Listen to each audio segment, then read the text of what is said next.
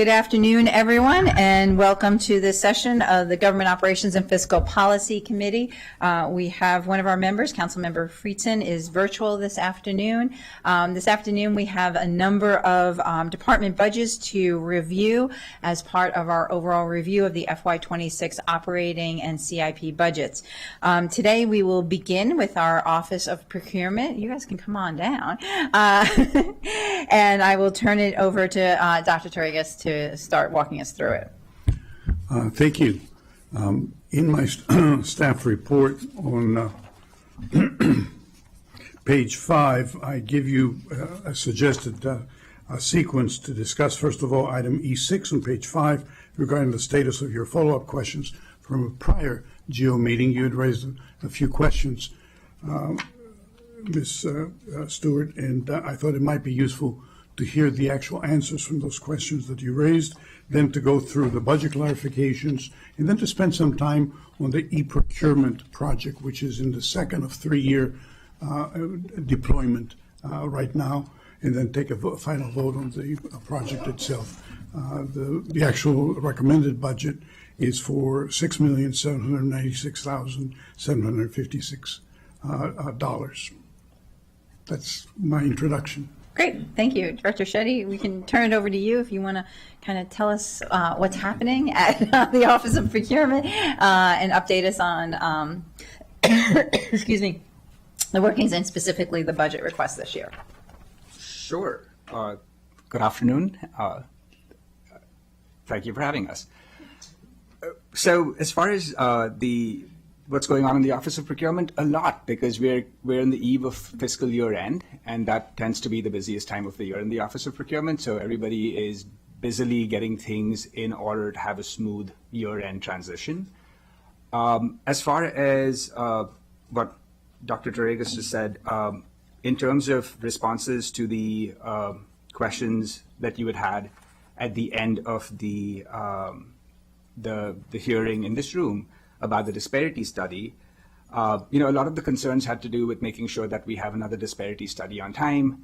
As you know, this is something that the Office of County Attorney, the County Attorney's Office actually gets the funding for it. We don't in procurement, but we work very closely with them, obviously, and we have made sure that everybody knows that we need to have a new study funded in time for it to be, for the study to be completed when this one has lapsed. In terms of the recommendations that were made by the disparity study, we've already begun to implement many of them, including stepping up outreach efforts where we are doing significantly more, like 20% more. I myself handle a lot of those because we've not asked for any additional staffing. We have reallocated staff to help with those when needed, but essentially we're doing more with less or with the same. And then there were some recommendations that had to do with, and this maybe is a good segue to the e-procurement topic of consideration, but the other thing was capturing subcontractor data for every contract that is not just the minority subcontractors. So currently we capture minority subcontractor data. One of the recommendations was capture all subcontractor data, which is a lot more work because minority typically comprises of 20-25%. This is now 100%. And to be honest with you, doing this in Excel would just be a task that even if you did it, you probably couldn't organize it because of how companies' names are in the system. So we are honestly hoping for an e-procurement solution to help us with managing those types of efforts that were recommended by the disparity study. But other than that, almost everything else recommended is already underway in terms of actions. Thank you. Before getting to the budget request this year, I had a question about the operating budget equity tool, OVIT, because the packet says that there was not an analysis performed by the Racial Equity and Social Justice. Only major departments were analyzed this year. And that seems a bit odd to me, given all the other departments that have come before us, bigger and smaller, have been reviewed. And I didn't know if that was a request from the Office of Procurement, or was that something that you heard from the Office of Racial Equity and Social Justice? Yeah, it's what we heard, but as you may recall, but if you don't, last year when we were here, we had like the second highest score in Yeah. the county. We were doing really well, and we've actually made even more enhancements to that process, the entire mechanism that works in our office. In fact, our lead for that work in our office is actually facilitating a county-wide initiative for all county employees. So clearly, I think we're still punching above our weight class, and I would have loved to actually have that recognized. But at the same time, in terms of the effort we make, it's not just external through our minority female disabled program. It's also just the way we hire, the questions we ask in interviews. It is a big part of how we make decisions, how we treat each other, and how we operate. So, this wasn't our request. It's just what was given to us based on our submission. Great. I think, Dr. Torregas, if we could, after the meeting today, next week, inquire, because as Director Shetty said, you guys knocked it out of the park last year, and we know all the good work you're doing. And given the other departments that have come before us, I think this is the first one I've seen that said we're not reviewing your OBIT. So I just would like to get some clarification from the Office of Racial Equity and Social Justice on that. So. Now, if there is any miscommunication or we're speaking about different things, we did receive, rather than last time where there was a score, we did receive this thing which looked at our different categories and looked at strengths and opportunities. That is available. We do have that. And again, it rather than giving us a score, just gives us recommendations, and that is here. And perfect. Okay, so then you do have that. Right. Okay, so that can be then, Dr. Torregas, if you could transmit it to that, and then update the packet for the full council so they see that. Yes, because we moved away from the score. Right, and that's what I thought you were talking about. Okay. And I was like, this is just what we received. I didn't know if it was different. Yeah, and I think what we're doing for our packets is just putting the top line on those recommendations, if we could do that. That makes so much more sense. Okay, perfect. Thank you for clarifying that. Appreciate it. And then I think, my questions are, I can't say how much I appreciate the work of the Office of Procurement and all you're doing, and how much of a linchpin you all are. And at the same time, understanding the difficult budget position we're in, and looking at the e-procurement system. And, I think I'm going to recommend today that we do put this on reconciliation and ask you to come before the full council. And you should know that this committee has been having a real specific look, particularly when, even if it's one time, adding any individuals to our county staff, knowing that the next year is going to be a very difficult one, and thinking about how we continue with the services we have, continue to plan for the future, but also just knowing, we could be looking at a very difficult year and not committing ourselves to things that we may not be able to finish. Yes. All right. Councilmember Katz? Yeah, thank you. And again, thank you for all that you do for your entire department. The one note for the e-procurement says, this is a one-time cost that will be eliminated from the base in FY28 and beyond. If it's a one-time cost, why wouldn't it be eliminated? I don't understand. So I can explain to you just how the mechanics of the rollout would work. We have 4 modules that would cost us approximately $2 million to be set up, to be customized, to be connected to the various other systems. Yeah. Thereafter, the costs fall because you just have a maintenance fee for the infrastructure you've built out. You don't have to incur a lot of the costs that are involved in the upfront setup of the system. I got you. Thank you. It's just written in a strange way, I think. Yeah. Sorry, and I know were we able to get the? Yeah, he's on the screen. He is. Okay. He's looking over our shoulder. Yeah, he is. He didn't hear that. It's not clear if he can hear us. I'm not sure if he can hear us. Yeah, his microphone seems to He has. off.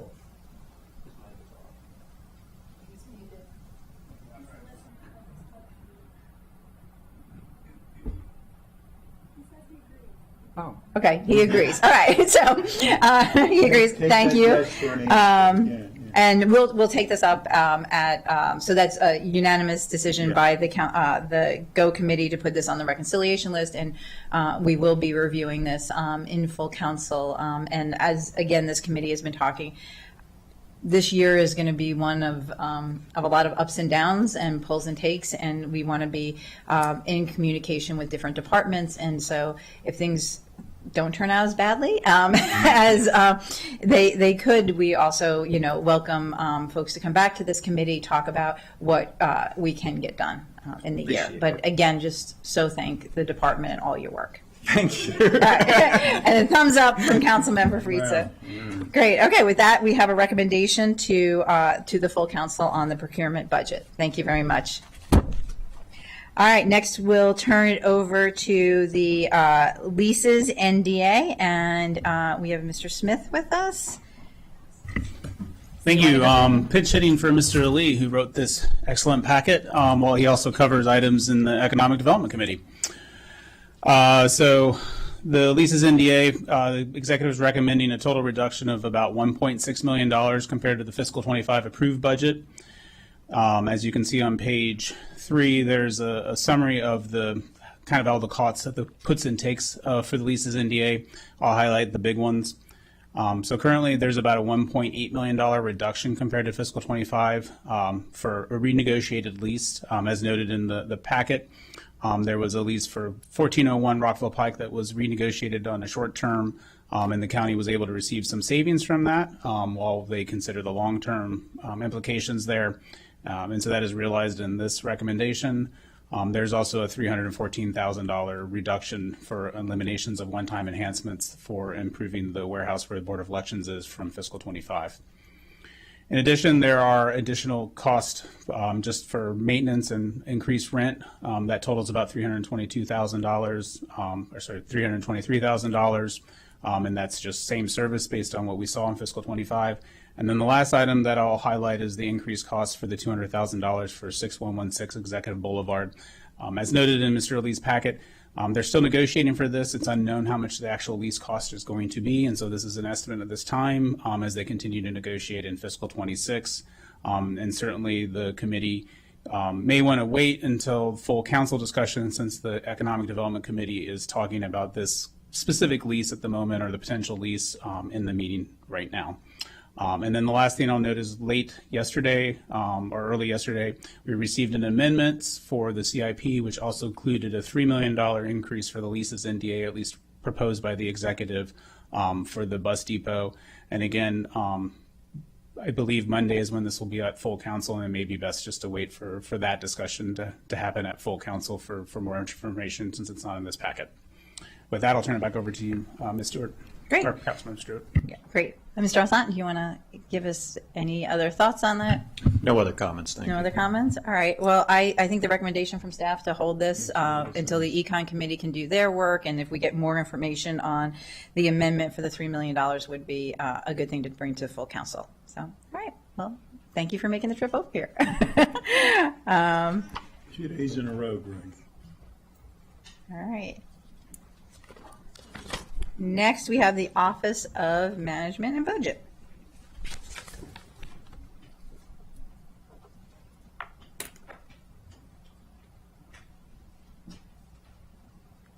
We brought the whole room with us. Oh my gosh, Right, yeah. good.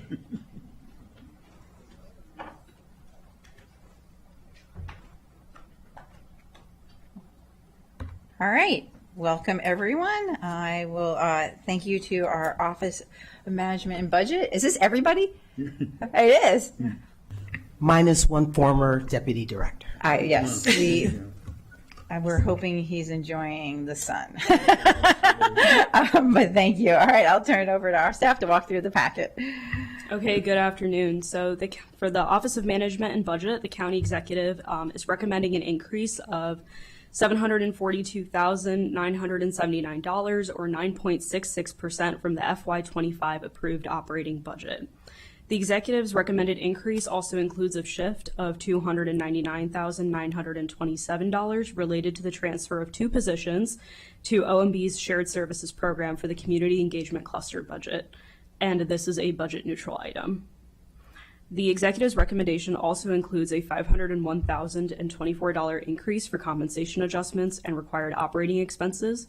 However, these items reflect the continuation of current staffing and service levels. The operating budget equity tool analysis for the department states that OMB's work is anchored by a responsive core team and dedicated resources for training and professional development, which underpin their normalizing and organizing activities. Additionally, the office plans to continue ongoing community engagement events for the operating budget forums and add events to include the capital budget, all tailored to the diverse communities within the county. Below on page 1 of your packet, you will find Table 1, which details the county executive's FY25 approved and FY26 recommended budget. And on page 3 of your packet, you will see Table 2, which details the county executive's recommended budget changes for FY26. And as we move through the packet, I will detail all of the relevant changes for committee consideration. The only relevant budget change for committee review here is a proposed shift for the transfer of 2 positions from the CEC for shared services. And once again, this is in the amount of $299,927. This shift of positions is budget neutral and would strengthen shared services capacity to manage CEC's non-urban district back office and administrative service requests. With this workload transitioned, the remaining business management team, or BMT, will be well positioned to effectively handle the urban district's operations. Additionally, the Shared Services Program Manager Level 2 will assume responsibility for contract monitoring and procurement functions for CEC, which were previously outside of BMT's scope. On page 4 of your packet, you will find a table which then summarizes the items identified for committee review. Thank you. Thank you. Director Bryant, do you have anything to add, or? No, I don't have anything to add. Just wanted to thank the committee for their great work and the council staff who's been doing amazing work as well, and their collaboration with us, because this doesn't work unless we can collaborate and have the best outcome for our residents. So thank you. Great, thank you. And I just want to reiterate my thanks to all of you at OMB and for your excellent work and partnership, especially during these really difficult times and difficult budget discussions that we're having. I have no questions on the budget. Do you? Good. I think it's good. Let me just check to see if Councilmember Friedson has anything. I don't see anything, so I think we're good with your budget, and we'll let you all get back to work, because I think you're probably still pretty busy. So thank you very much. Go add up something. Yeah. All right, next is the FY26 operating budget for the Charter Review Commission, NDA. I can just get right into Yes, it you then. could. This is a pretty quick one, too, I So think. for the Charter Review Commission, NDA, the county executive is recommending an increase of $1,000 from the FY25 approved operating budget. The executive's recommended increase also includes $1,000, and this is the same $1,000, but it's specifically for programmatic and staffing enhancements. This increase occurs in each even-numbered year to support the Charter Review Commission's preparation of its biennial report. On page 1 of your packet, you'll find Table 1, which details the county executive's recommended FY26 budget and FY25 approved amount for the Charter Review Commission. And for some background, this NDA provides for the expenses of the commission. Section 509 of the county charter requires that a Charter Review Commission be appointed by the county council every 4 years and within 6 months of the council assuming office for the purpose of reviewing the charter for potential amendments, and commission reports are submitted no later than May 1st of every even-numbered year. On page 2 of your packet, you will find Table 2, which summarizes the only recommended budget change for the Charter Review Commission, NDA, and the proposed budget change is for a workload adjustment to support the Commission's preparation of its biennial report. The recommended increase would help accommodate the change in costs of preparing the Charter Review Commission's report, which, like I said earlier, is due this year on May 1st. And the recommended change is also included on the last table, which details budget changes for committee review. Great, Thank you. thank you. I think that is a very reasonable request, Councilmember Katz. I would think we can handle that. I think we can. I think we will recommend this budget to the full council. And so thank you very much. Next, we have the Office of the County Executive.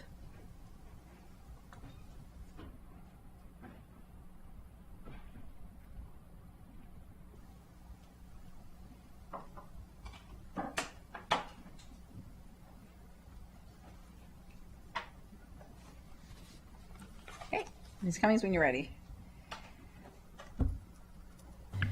Good morning.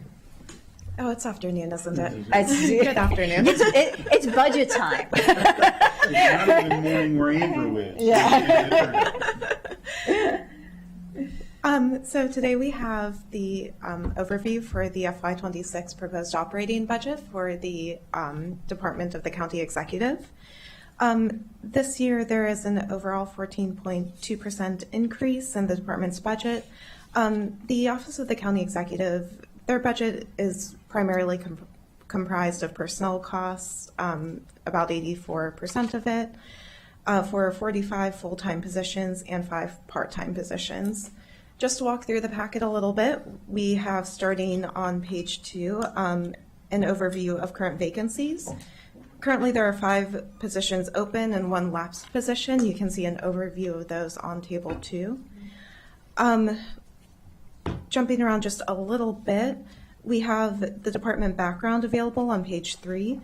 Today, while there are 6 main programs within the Office of the County Executive, we will primarily be focusing on administration, the CAO's office, the County Executive's Policy Planning and Development, Office of Innovation, and Internal Audit, as the Business Center team NDA is reviewed separately. For the operating budget equity tool, the Office of the County Executive did not receive a formal assessment for this, but they did provide information on their department's RESJ initiatives, which can be found from pages 4 to 5 of the staff report. There are no enhancements or additions for this year's budget. We see some increased costs with the CoStar contract and the SCNH group consulting contract. There's an overview of that starting on page 5. And then just to jump backwards a little bit, we also highlighted some of the program shifts that are in the proposed budget for this year, the largest of which is an $80,414 shift in contract funding from the Business Center team to the administration budget. And this relates to 3 contracts, one for the Hispanic Chamber of Commerce in the amount of $27,295, the University of Maryland Purple Line in the amount of $45,831, and CoStar in the amount of $7,288. And with that, council staff recommends approval as proposed by the executive. Great, thank you. I guess one question I had, and we cleared up something that was confusing with the Office of Procurement, is why the county exec's office did not receive a formal OBIT, because in prior years, they have gone through the whole process. So I just didn't understand why this year it was different for the county exec's office. I don't know. I cannot Okay. explain that. But as you see, we have tried to outline all the progress we have made. And actually, we have Tilly and Michael, who are our core, here to explain what we have done. In addition, the CAO wanted me to make sure I highlight the fact that Office of the County Executive oversees actually implementation of all these efforts, including the progress made by our Office of Racial Equity and Social Justice. So, Yeah, it just seems odd, and maybe we can find out for future years, because even the Racial Equity and Social Justice Office fills out the form and gets reviewed. So it seems kind of odd that the county exec's office wouldn't go through the same process that everyone else does. And just because in the past it has. yeah. So it seems odd this year. Just the tool itself cannot accurately reflect the additional thing that Office of the County Executive implements. That's the point I'm trying to make. And we would be happy to use the tool, but I can assure you the progress, as far as our reporting, it's going to be broader or wider or deeper than what the tools requires. Absolutely. And I just, we can take it up with Director Ward directly, but I do think it sets a good precedent, and it also sends a message to other departments that need to do this. The county council has to do it, and I could say the same thing about the broad work of the county council as well as the work of the county executive in terms of making sure that we're using the tool. And so I think if we're requiring our departments to use the tool, then we should have the office of the county executive use the tool. And if there's a reason the tool doesn't fit, then we should look at, as they have, how to revise it into the future. So we can follow up with, we can talk to Ms. Mindy Singleton and follow up with Director Ward. Do you have any questions? I do not. All right. I think there was one question by Councilmember Friedson on the internal audit. Has the internal audit always been in the office of the county executive? Yes. Yes. Okay. I mean, always, let me just grab always for the last 19 years or so. Prior to that, it was in Department of Finance. Okay. Great. All right. Not seeing anything else. I think we're good with the budget for the office of the county executive, and we'll recommend that to the full council. All right. Thank you very much. Next, we have the community engagement cluster. We have a whole bunch of folks here. We may not have enough chairs for everybody.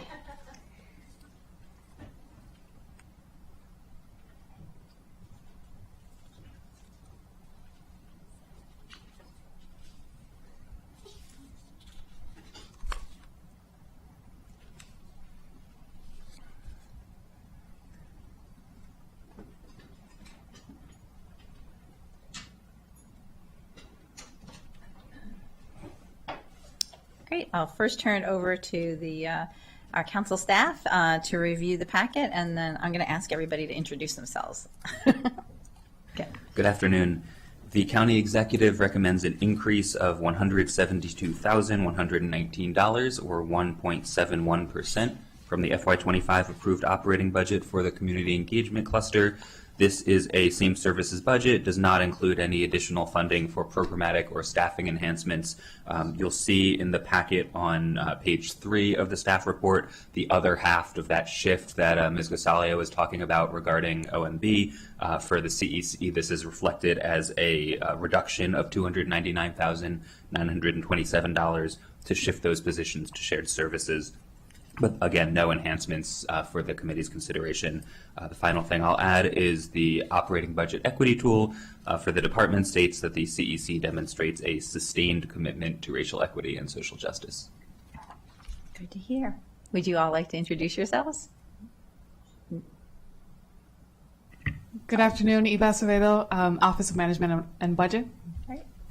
Good afternoon, Jeru Bande, Director of the East County Regional Office. Good afternoon, Jacob Newman, Director of Silver Spring Regional Office, and I will say that our Director of the Up County, Ruben Rosario, is unable to make it due to a family matter, and Director of Bethesda Chevy Chase Regional Office, Pete Fosselman, is out of the area for the moment. Luisa Cardona, Mid-County Regional Director. Sean Ellis, Director of the Office of Community Partnerships. Hello and happy Friday. Jody Finkelstein, Executive Director of the Montgomery County Commission for Women and Human Trafficking Prevention Committee. Great. Thank you. Your budget looks pretty straightforward. So I think that's it. And I just want to say, have this opportunity to say thank you to each and every one of you and your counterparts who can't be here today for all your work. We know, particularly in these difficult times, that has actually expanded in what you do, and you all are really on the front lines for all of us. And Ms. Cardona, we had the pleasure of being with you this morning, and I think a good example of how all of you work really quickly and are flexible and solve problems. It was very sunny, and Ms. Cardona got some Wheaton baseball hats out for folks as we were enjoying the 50th anniversary of Ride On. But I think it's just an example of how you all just fill in, do your work, but also fill in when there's a need in our county. And that is so important because we know that need is growing right now for our residents, and just want to appreciate the work each and every one of you do every day, and your partners that you work with. So thank you very much, Councilmember Katz. All right, and I'll see if No, and Councilmember Friedson sends his regards as well. So thank you very much. We'll recommend this budget to the full council. Next, we have the Ethics Commission.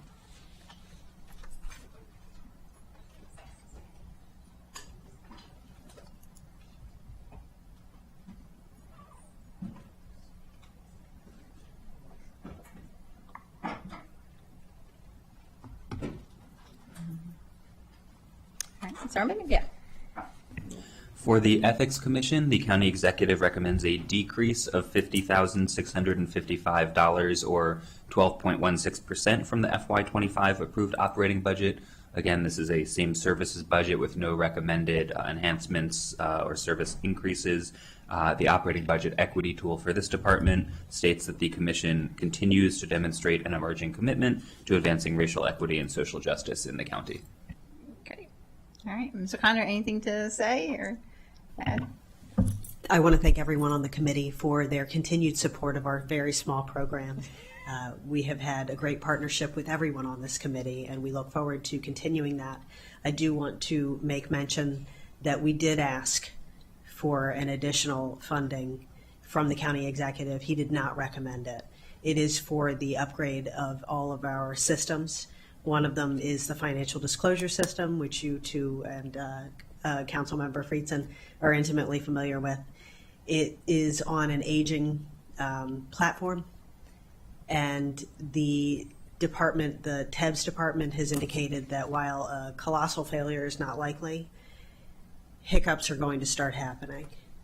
And they are probably going to happen most likely, from what I can tell as having managed the system for the last decade, they're going to happen with the people that sit on our boards, committees, and commissions in off hours.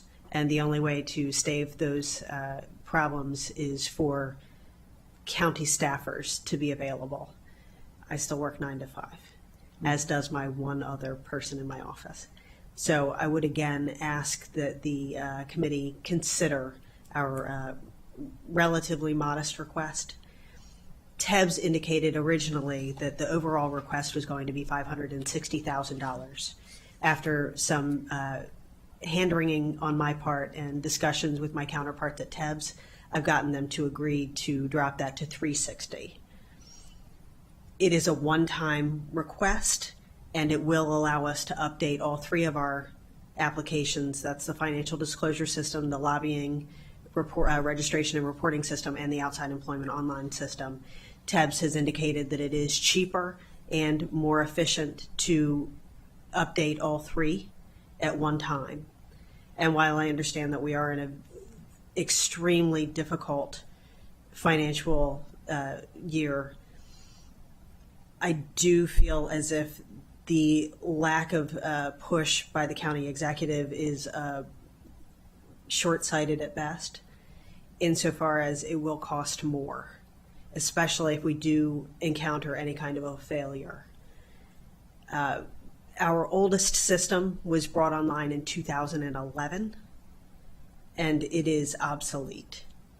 Our next oldest system was brought online in 2014, and then the main system, the financial disclosure system, was brought online in 2015, and it is a premier leader in the industry for financial disclosure, electronic financial disclosure. We have jurisdictions from all around coming to see if they can copy it. And it would be a shame if the county were unable to maintain that leadership role. We've been so ethics forward in the state of Maryland and within the region that this is a hallmark. So I would ask that the council at least consider the request that is relatively modest. But again, we understand that it is a difficult time. But again, thank you for your cooperation with us, and we look forward to working with you all. That's it. Great. Thank you. And I think if we want to follow up and get more details on what TEBS is proposing, because as you may have heard me say to the Office of Procurement, this is a tight budget this year, but we also want to make sure that we're checking in with departments. So if there's things that can't get into the budget, that we're in communication as we're getting other economic indicators. You know, this committee spoke with our Department of Finance the other day as we were looking at projections. And as Ms. Feldman said, there's not a lot of data right now in terms of looking at where we are and where we're headed. That will change over the next couple of months, and we will be in a better position to make some decisions. And so let's keep the conversation going and get more information for the committee on that. Okay with you? Good. All right. Thank you so all. much. So at the moment, we're going to recommend the budget as it came over from the county executive, and we'll receive more information. Thank you so much. Appreciate it. Next, we have the budget for the Merit System Protection Board.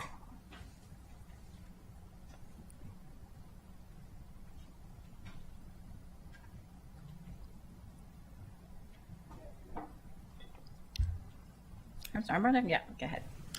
Thank you. The county executive recommends an increase of $65,938 or 21.45% from the FY25 approved operating budget for the Merit System Protection Board.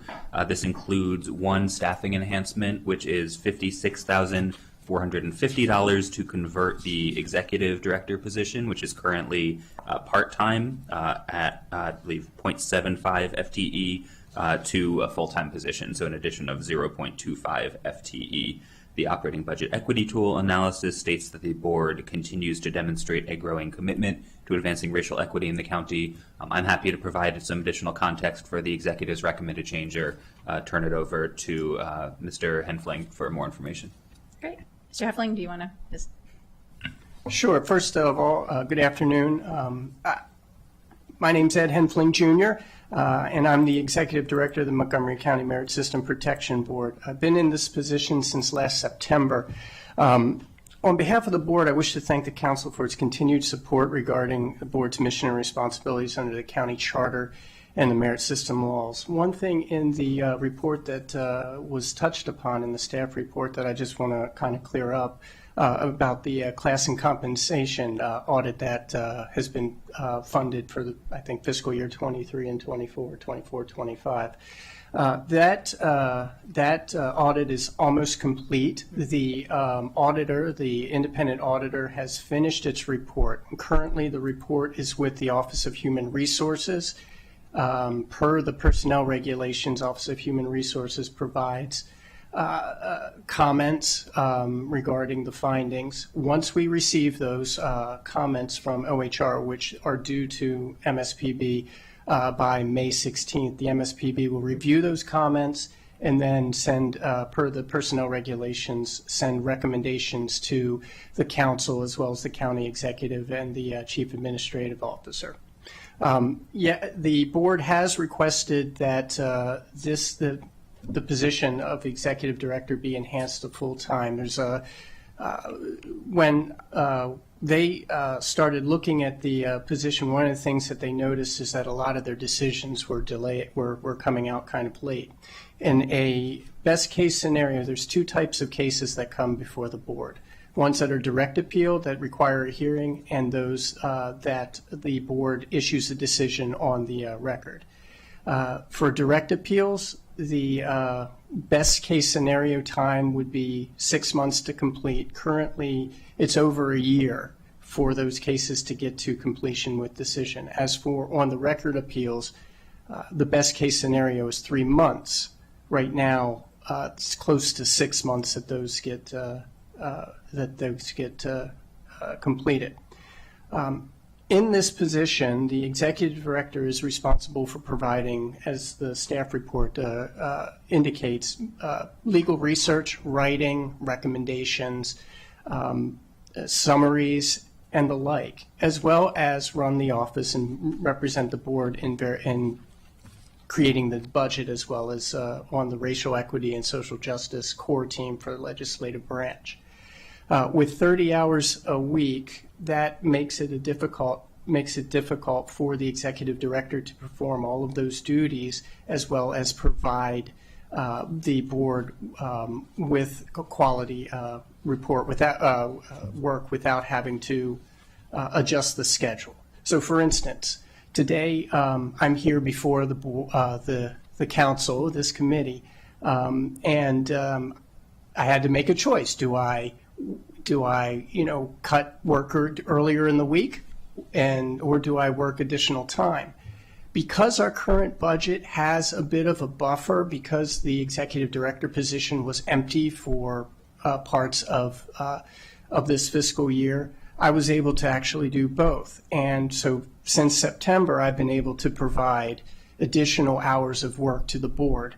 And I believe the board's memorandum that was provided to council the other day reflects where the board sees the benefit of having those additional hours. Now, while I did not want it to be about me,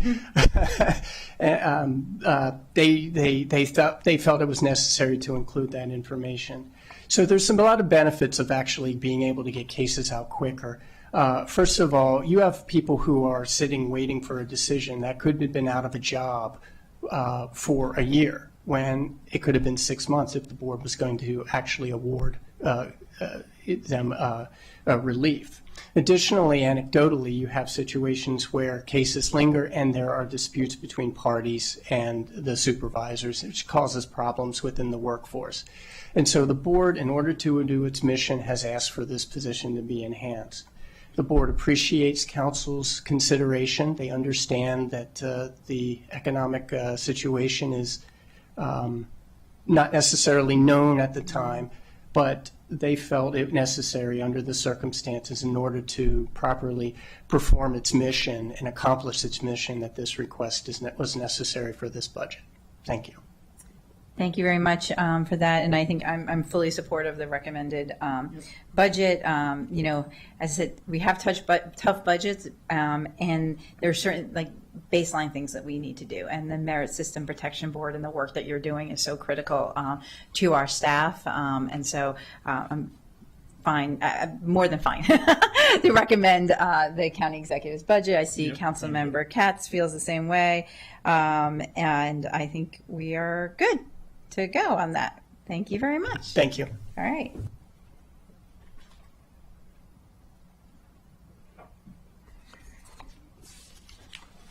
All right.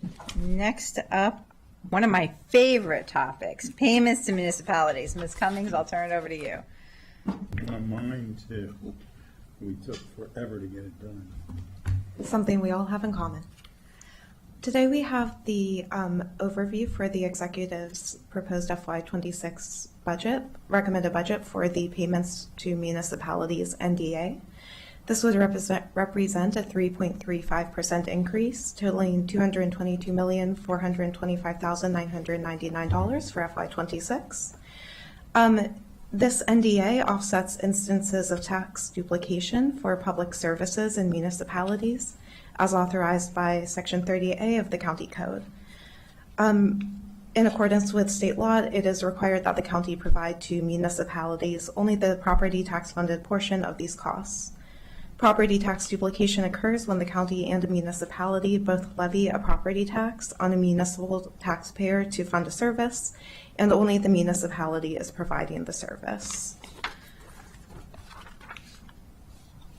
Maryland counties have chosen 3 different methods for rectifying property tax duplication, either providing a tax rate differential for municipal taxpayers, providing a rebate to municipalities, or providing either and letting the municipality choose its preferred method.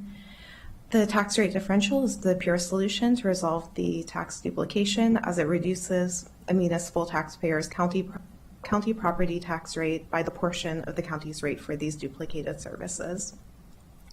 Areas of reimbursement that we have in Montgomery County are for police and crossing guards, transportation, and parks, and we have an overview of those on page 2 of the staff report. Just to briefly go over some of the recent NDA history, in 2021, the county executive negotiated a new formula for how the county provides municipalities with property tax-funded portion of costs.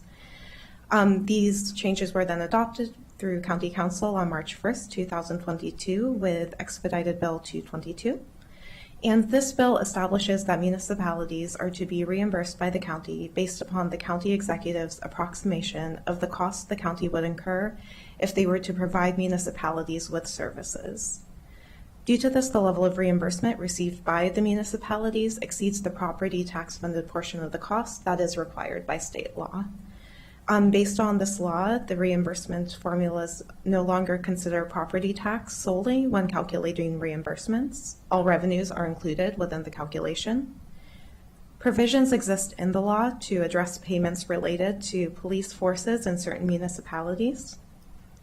And the Tacoma Park Police Rebate Law was amended due to the amendment noted above, eliminating the need for the County Tacoma Park Police Rebate NDA. Last year, we had some conversations with the municipalities, particularly Gaithersburg, Rockville, and Garrett Park, regarding the input into the formula for Gaithersburg and Rockville, the police formula calculation, the number of officers put into the formula increased for Gaithersburg from 9 to 15 officers, for Rockville from 16 to 22 officers, and for Garrett Park, adding funds for park maintenance services. And on table 2, on page 3 of the staff report, we have a breakout of the changes that were made last year. This year, in the calculation of the NDA formula, these changes were included within the formula. So you'll see there is a reduction of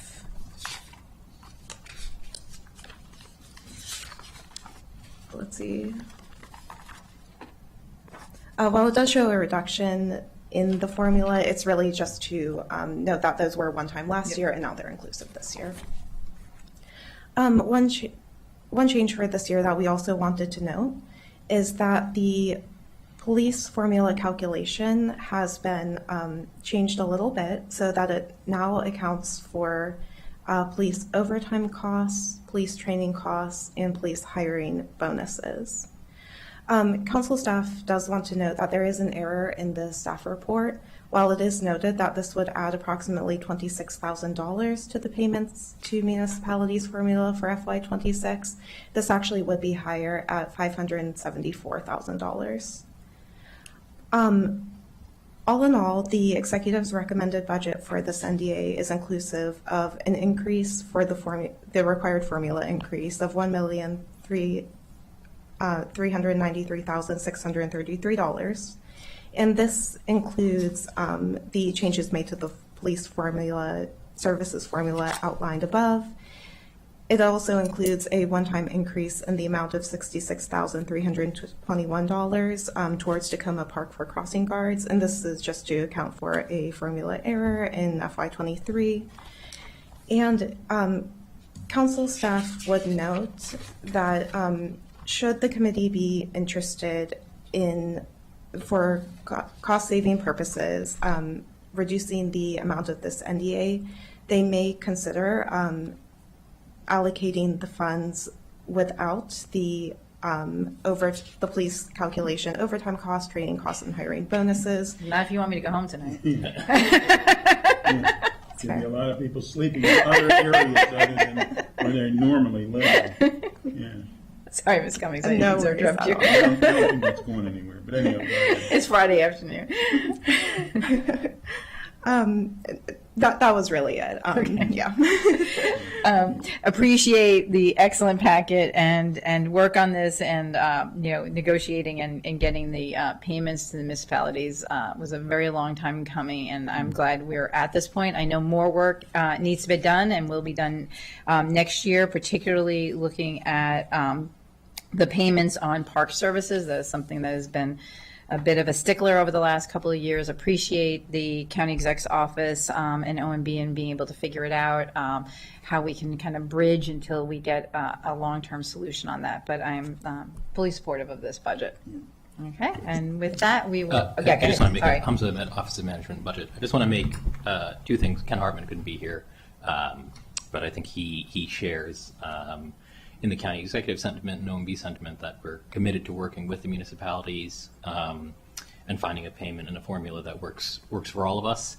I think I will clarify that in October of this year, we anticipate that the police department will finish conducting their latest quadrennial assessment that will inform the new police staffing and FTE needs.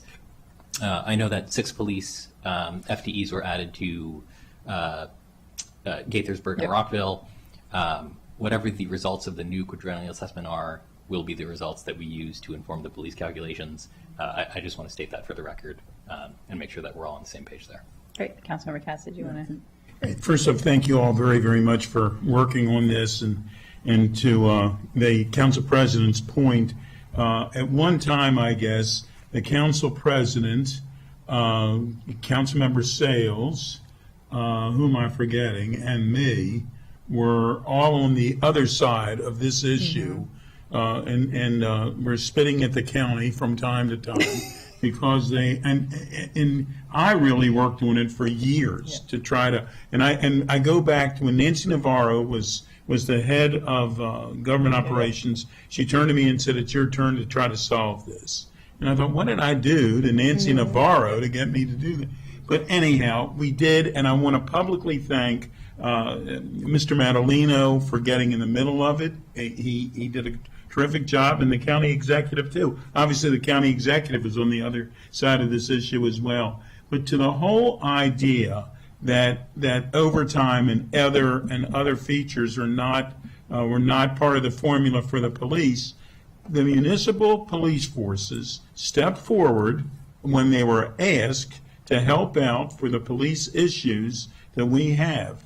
They did it. They're trained just like every other police officer in Montgomery County. And for us not to give them the overtime and other features, just like we give to other police officers in the county, would just plain be wrong. So we thank them, and we need to keep it in. Thank you. Absolutely. Thank you. And if we're adding things, I'm going to do a shout out to the mayor of Rockville, Monique Ashton, who really helped take this over the line. And so she did an incredible job on this a few years ago. So keep the good momentum going up, and we will recommend this budget to the full council. So thank you very much. Next up, we have agenda items 10 and 11, which is the operating budgets for future federal, state, other grants, and grants to municipalities in lieu of shares tax, NDA. Ms. Cummings? Thank you. For future federal, state, and other grants, this is an NDA that enables the county to implement new grant-funded programs up to $200,000 each, providing funds for grant contributions and enhancements without having to process each individual supplemental appropriations through county council. This budget has no change for FY26. It remains at $20 million. And the second item we have for grants to municipalities in lieu of shares tax. This is an NDA that funds payments required in accordance with state law. The 1968 session of the General Assembly revising the tax structure to include a county income tax. And as part of the restructuring, the shared tax on banks and financial institutions being eliminated, and a provision adopted which requires counties to pay annually the municipalities the amount of $28,020. This has been received by the municipalities since FY 68, and it remains at that level. We're good with it. We can move this on to the full council. And I think our last item is NDAs for county association boards, committees, and commissions, council of governments, and public technology.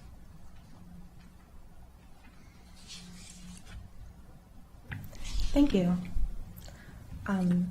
Congratulations on being on the last committee item. To start off with these NDAs, we have the boards, committees, and commissions, which is created to serve the county for a variety of purposes and provides allocated funds through this NDA. It provides eligible BCC members with reimbursements for childcare and travel expenses while on official business and or expenses related to the establishment of new boards, committees, and commissions. Utilization of these reimbursements can fluctuate year to year due to BCC activities. And there is a little bit of a change for this NDA this year. The county executive has proposed a $20,000 reduction to the NDA budget, and this is just upon review of the year-to-date and previous fiscal expenditures for the NDA. It's been reduced to be more right-sized to the actuals as more boards have been meeting virtually since the 2020 pandemic. Great. I don't think we have any questions. We can move this on to the full council with the county executive's recommended budget. So I think that is it for us this afternoon. Oh, sorry. Sorry, there's one more item that has a change. Sorry. Sorry, just I was getting too eager. We're so close. The Metropolitan Washington Council of Governments. This NDA, it supports the activities of the Council of Governments, and Council staff just wanted to note that there is a 9.2% increase to this budget this year. There's more details on page 4 of the staff report, and it's primarily due to an increased cost for membership dues. There is typically a 5% increase for each COG program annually, and we have a breakdown of some of the more notable FY26 increases, which include increases to Regional Public Safety Project, the automated fingerprint identification system being higher than usual, the geospatial data exchange price increasing due to one of the jurisdictions opting out of the program, and an increase to the chemical, biological, radiological, nuclear, and explosive materials team program, which has been slated to transfer to local budgets in FY26. We have a breakdown of that on Table 5. Great. Thank you very much. Any questions? And I will just say on the Metropolitan Washington Council of Governments budget, a lot of these things regarding where we've seen the increases is having that coordination regionally, particularly in emergency services and public safety has really benefited us as a county, particularly given where we are located and everything. So I'm glad to work with our counterparts in the region. So, okay, now I think we are done with that budget. I'm not seeing any objections. We will pass that on with a recommendation to the full council. And now we are done, and this committee is done for this afternoon, and we are adjourned. Thank you, everyone.